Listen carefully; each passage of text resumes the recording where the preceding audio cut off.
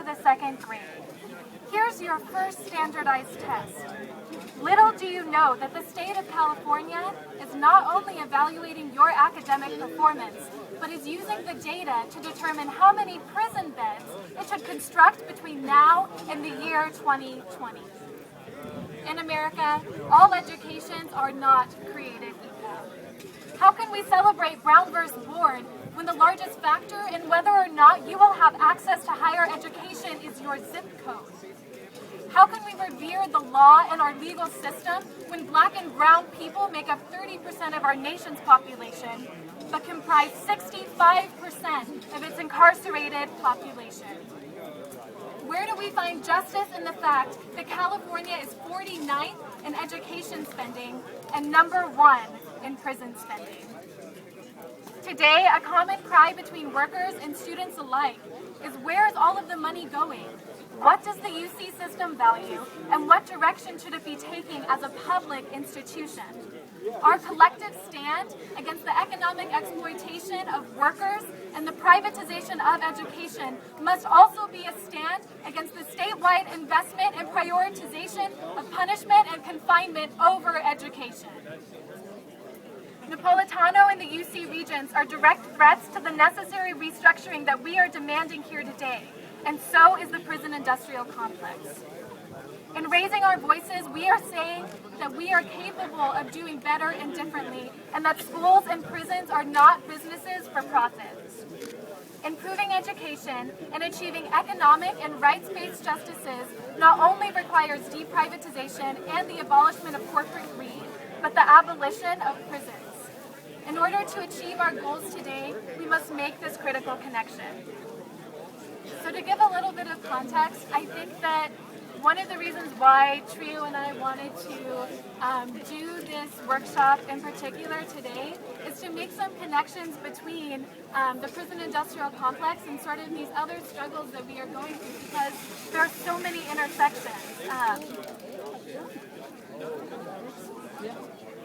When we're talking about deprivatization and sort of reclaiming education as a public good, all of those things are related to the prison industrial complex. And to sort of give some context on what the prison industrial complex means when we're talking about it, it's actually a term.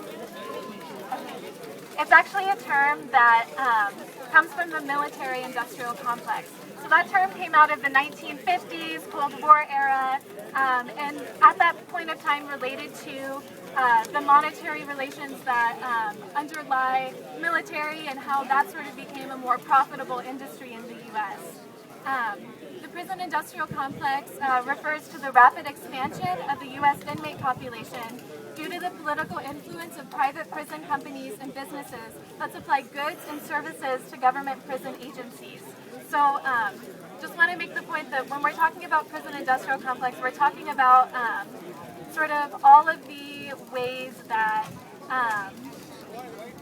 we're trying to look at how the prison population has expanded so rapidly over the past 3 decades especially, and looking at sort of the role of capitalism in that and how has this become a business for profit. There are currently over 2.2 million incarcerated people in the United States.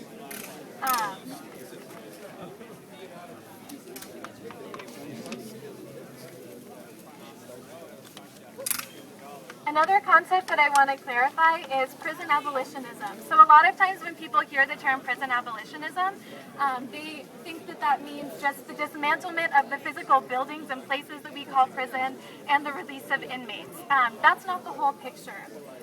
It's not just the dismantling of the buildings and places we call prison, but it requires the dismantlement of the systems and structures and ideas, I would add, that allowed the prison to emerge in the first place, and that has stabilized prisons as the normal and commonsensical way to deal with delinquency and crime in our community. I want to make the point that if we look globally, prisons are not a worldwide phenomenon by any means. The U.S. is leading the incarceration movement, but there are actually more restorative options that are used in a lot of other places. So I think that the next point that I want to make is that Abolitionism is not just a negative process of tearing down, but it's also about building up. It is as much about reconstruction as it is about deconstruction. And I think that like here today as students, this is like the sort of things that we should be engaging. It's not just deconstructing what this system is, but imagining what our society could look like beyond prisons and without prisons. And that's sort of the generative movement that I think we need to be investing in today. And we have a lot of that energy in this space here today.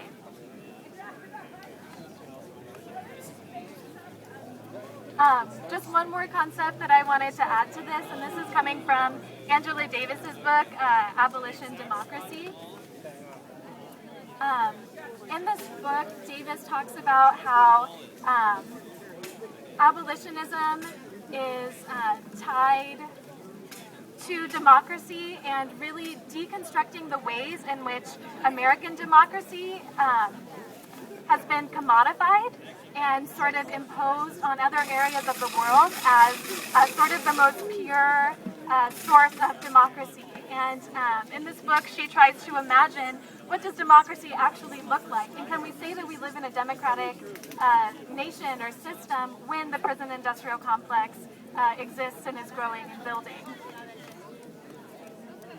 So abolitionism as a process allows us to consider new political discourses of citizenship, democracy, and America's institutions. So there's agency in this. We can inhabit both a new citizenship and a new democracy. So that goes back to the reconstructive element of the prison-industrial complex, generating that energy and movement to imagine what democracy actually looks like.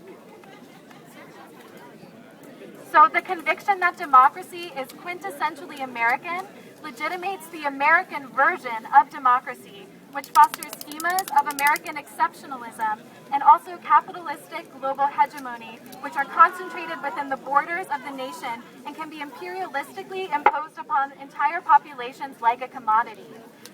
We can't imagine the institution or the nation as the limit of human solidarity. We must also imagine ourselves more broadly as citizens of the world. So oftentimes how the U.S. defines its version of democracy is by othering other parts of the world and then trying to imperialistically impose its version of democracy onto them. Again, we need to deconstruct this process and this idea. We need to deconstruct the prison-industrial complex, and we need to generate and reconstruct what a world without prisons would look like and what a truly democratic society would look like.